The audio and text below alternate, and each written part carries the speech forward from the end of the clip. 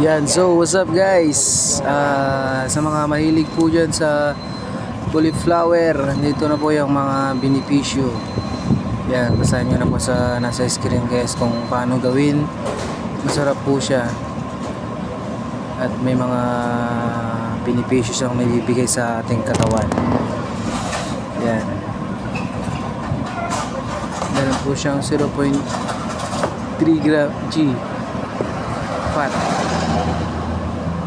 5.3 g carbs, 2.1 protein, 27 calories, 32 sodium, 2.1 fiber, and 2 sugar.